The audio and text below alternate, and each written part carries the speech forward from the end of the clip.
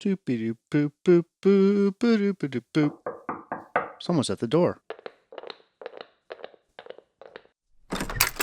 Hello. Hello, sir. Do you have a moment to talk about the agenda? What agenda is that? The trans agenda. Oh no!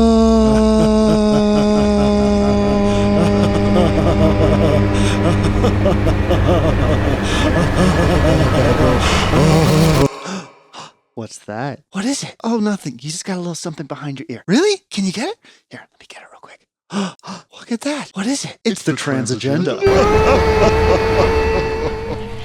That's right, folks.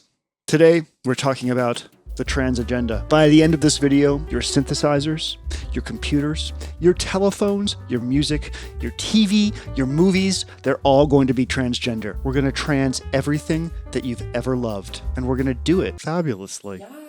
It's Pride Month. I'm a big gay. I'm not trans. I'm just a big gay. A big cis gay. And I thought it'd be really, really good to do a video about some really influential and special transgender makers and musicians and people that have contributed to this scene, the part of the world that I inhabit, that you probably inhabit, you know, this scene of music and technology and making stuff, video, multimedia, all that stuff that we're really, really into. Synthesizers, you know, I guess probably you're into synthesizers if you're here. Some of you are thinking right now, wow, when did this channel get fucking political? I can't believe that Jeremy now has the audacity to mention that an entire group of people exist and are worth celebrating in some way. That's fucking crazy. And some of you are probably thinking, oh wow, he's never even like said anything political or sung anything political, so he shouldn't be able to do this and he should just make OP1 videos until he dies. Well, checkmate, motherfuckers. I actually did sing about politics. What are you going to do now? You're going to shut the fuck up. That's what you're going to do. We are living in some really wild times right now. There's a lot of stuff going on for a lot of people. But specifically, transgender people are under attack worldwide. There are bills going through in a lot of the states here in the US that are made to strip transgender people of their rights to exist, to receive the kind of care that would help them mentally and physically. A lot of it is done under the pretense of saving the children. It's also really big across the pond on what we like to call Turf Island, aka the United Kingdom, aka you were once part of the European Union, but you fucked that up, so why don't you shut the fuck up? Also, you guys have J.K. Rowling and what's that guy's name? The wifeless guy. Glinner? Is that his name? Yeah, the guy that doesn't have a wife. When I did a video about Spitfire Audio, who still has a transphobic co-owner, by the way, Glinner tried to come after me by telling everyone that I was a gay furry, like he had dug up some big secret. He's just such a fucking Sherlock Holmes, that wifeless man. We live in a time where transphobia is like the hot thing to do. Everyone wants to do a little transphobia as a treat. I'm like, why don't we not do that? Why don't we do the opposite of that? Why don't we recognize and celebrate some trans people who have had a influence on the things that we make and do and consume in a positive way? That's what we're doing today. I would love for you to come with me. I think this is a really cool subject, and I think that supporting trans creators right now more than ever is probably a really great thing that we can do individually for a lot of different reasons. Yeah, until the world stops being a fucking insane piece of shit, we're gonna have to try a little extra hard to make sure that marginalized groups don't just get completely eradicated. We're gonna start off with one of the most famous of all, and that is Wendy fucking Carlos. Wendy Carlos is a pioneer of electronic music.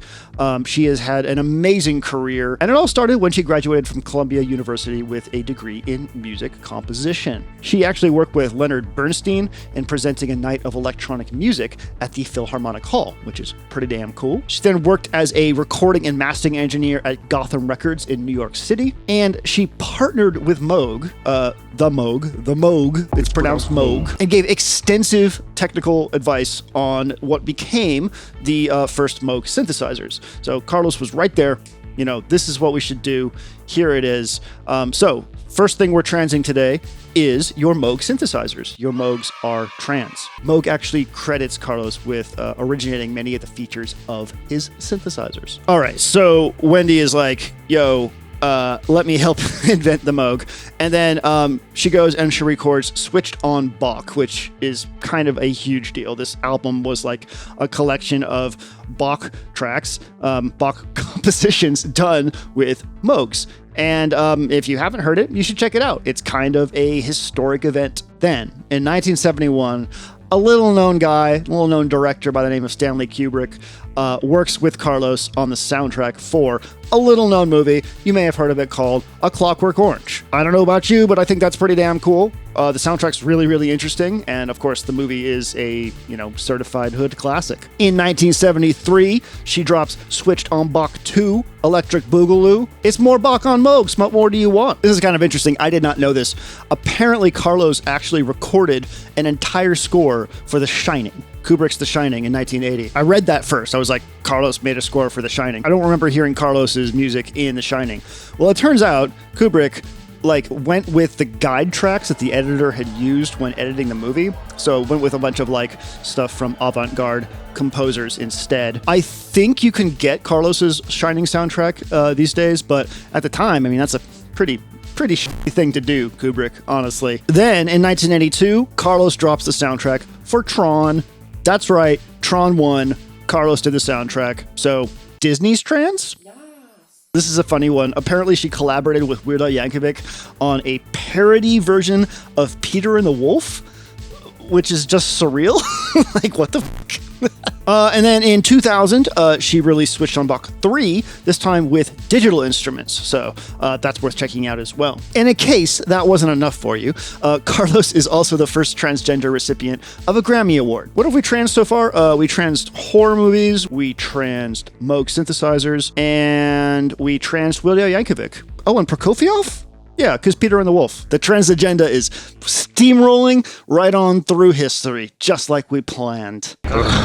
This next one is very special to me, and that is Emily Gillette. I hope I am pronouncing that right. Emily Gillette, the founder and sole designer outside the panels and layout of mutable instruments. Quite possibly the most influential outside of Doepfer Eurorack manufacturer. So she was working in the field of signal processing and machine learning for companies like Google and Last.fm, doing things like audio information extraction on DSP platforms, stuff like that. She got an Arduino in 2009, and her first project was the Shruti digital hybrid desktop synthesizer. So Mutable Instruments actually started as a desktop synth company. Starting with the Shruti, which became so popular as a DIY kit, she had to set up a company to handle the taxes and stuff. And there was Mutable Instruments. It was born. There it was. So I think they had 3 DIY kits. At this point, Emily was like, yo, the support for this DIY stuff kind of sucks ass. So she was like, I want to do something different. I want to make something that is beautiful, and I want to make it open source. She was looking around at what a lot of these companies were doing at the time, and was apparently a little turned off by this sort of magic behind the scenes stuff that these devices were doing, or the companies were claiming that they were doing. So she started designing Eurorack modules, and the code was open source, and the designs were open source. What this led to was one of the most interesting things in all of Eurorack, or maybe even music technology, I think. And that is, people started contributing to the firmwares of these devices. Whether or not it was small changes like locking the tuning knob so that you wouldn't hit it while you were performing, to full rewrites of the firmware, like the Parasites firmware for a number of her devices, which added whole new modes and coaxed out new oscillator models and functionality and effects that just weren't there before. Basically giving these modules an incredible life beyond even what Amelie could have possibly imagined. I'd say Emily. I'm just going to cover my bases. If it is Amelie, awesome. These modules are incredibly influential.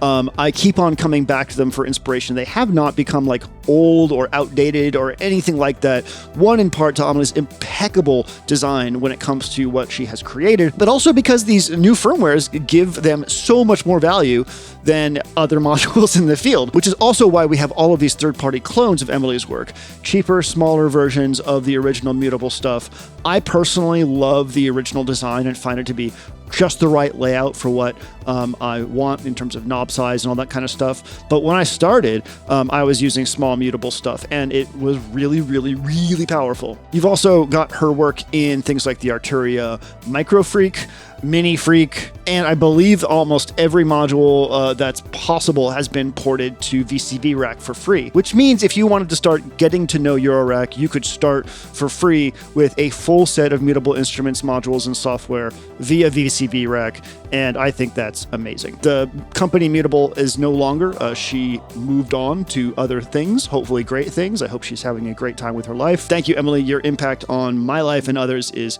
impossible to overstate. All right, cool. So now Eurorack is trans, in case you didn't know. It always has been. Let's go to one of two Sophies I have on this list. That's right, we've got two Sophies. The first one is Sophie Wilson. Sophie Wilson and Steve Ferber are responsible for the ARM processor architecture. The ARM processor being something that is now ubiquitous across almost every single electronic device that you touch day to day. Phones, tablets, cars, computers, synthesizers. You are touching so much trans gear. Every single time you pick up a phone, it's trans. A lot of your computers are trans. Your cars are trans. It's just the way things are. I didn't make this up. To give you some perspective here, in the first quarter of 2021, the ARM ecosystem shipped 6.7 billion chips. Where do they all go? All these transgender chips, where are they? Are they in your food? Are they in your water? Are they in your butt? The answer is all three. This one is really cool too. Next up is Jamie Faye Fenton. She is a game programmer, probably best known for her 1981 game Gorf, but she's also an originator of glitch art, which is really, really cool. This year, she was chosen to lead the community code version of Synthstrom Audible's Deluge. It's gone open source. People are going to be making all kinds of crazy stuff for it, and Jamie is leading that initiative and making sure that code stays dope and that everything is cool. And I could not be happier about that. That's super awesome. And I'm looking forward to seeing what y'all come up with. We've already made Moog trans, but we're going to do it again, and this time with Lisa Belladonna. She is an American composer. She's best known for her work with modular synthesizers and music concrete styles. She is an ambassador to Moog, and she has this thing called the Mothership, which is like, how many is it? 9 Mother 32s, 2 DFAMs, and a matriarch. This thing is absolutely wild. You have to watch some videos of this. Lisa Belladonna is the shit, like 100%. So we are in the musician portion of this conversation, and we're going to start with a highly, highly influential group called 100 Gex and their singer Laura Less. This one's really, really interesting to me because, one, I didn't know that Laura Less was trans, and two, she specifically talks about using vocal formant technology, or like kind of music technology that lets you shift the vocal formants of your voice to battle her gender dysphoria. I thought that was really, really interesting. And as somebody who has played around with vocal formant shifting to, in some cases, make my voice feel a little bit more deeper, to like have it like have more impact in something like that, or just because I felt like I sounded nasally, or I just didn't like the sound of my voice. I understand the power that that can have over taking something so personal to you as your voice and transforming it in such a way that better represents who you are through technology. And I know Laura's not alone in this. I know that a lot of streamers and stuff like that use similar things. I also know that other trans musicians use voice shifting and just like characters sort of to represent different parts of themselves when they are creating art. And I think that's really, really, really cool. This next one's a little bittersweet because this person is no longer with us, and that is Sophie, aka Sophie Zeon, aka the second Sophie I have on this list. Sophie's music is wild. Her one album, Oil of Every Pearl's Uninsides. Oil of Every Pearl's Uninsides. This album was Grammy nominated. To describe her, she has been kind of put in the hyperpop genre. I'm not sure if she would have described herself in that way. She synthesized all of her drums, which is really, really interesting.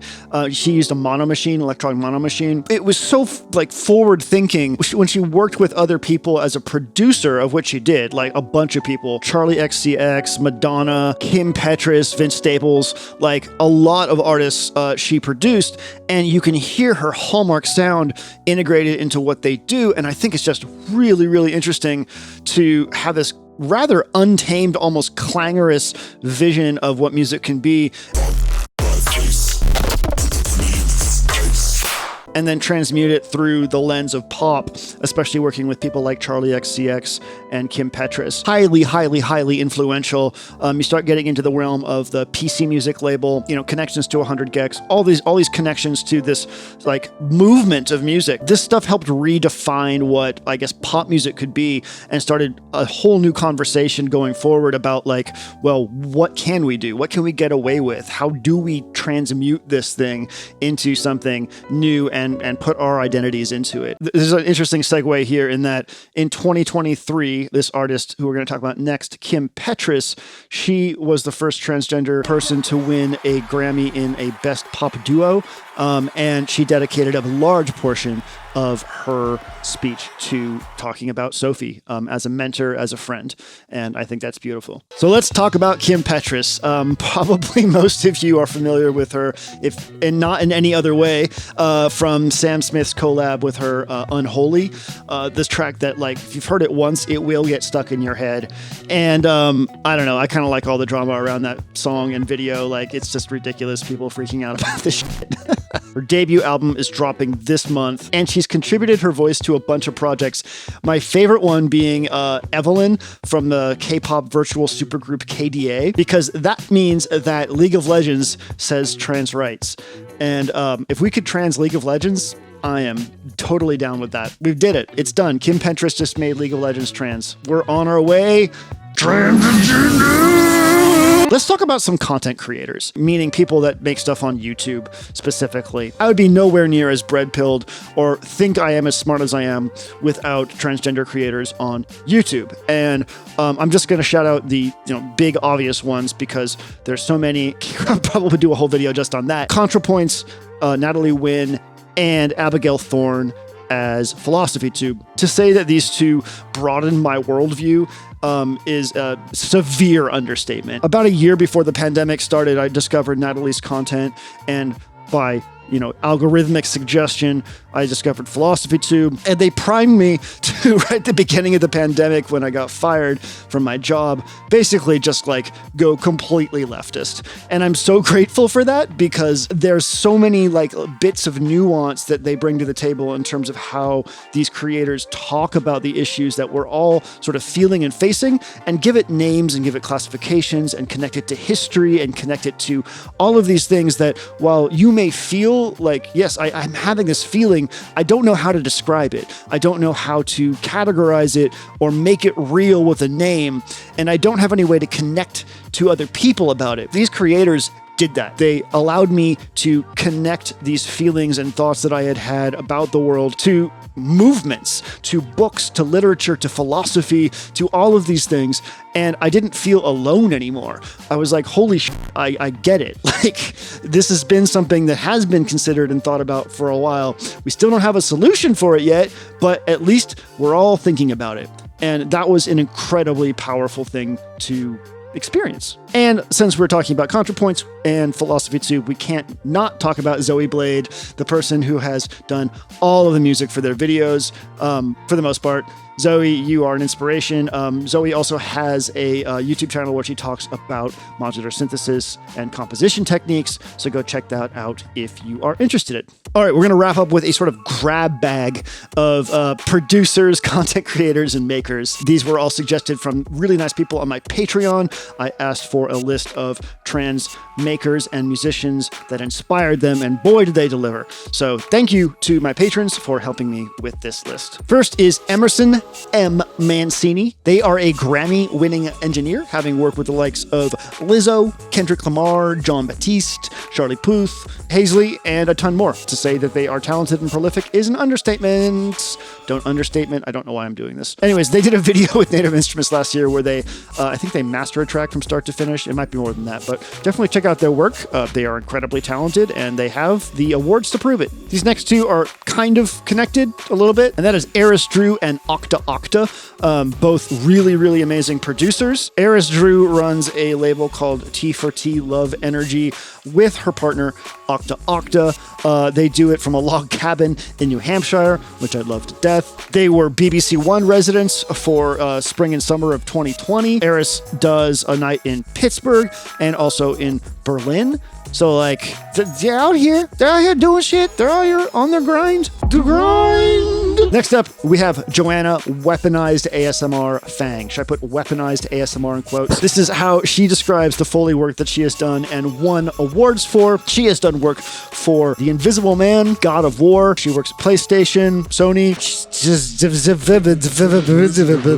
She is the first openly transgender woman to win an Emmy, a primetime Emmy, not just a regular Emmy. I don't know if there's different Emmys, but it specifically says primetime Emmy in my jokes. Yeah, video games are trans now. God of War is trans. Kratos is probably trans. It's great. The trans agenda is steamrolling through everything that you love. Last but not least, I'd like to give a shout out to Thea Flowers, the sole owner and designer of the company Winterbloom. It's a Eurorack company.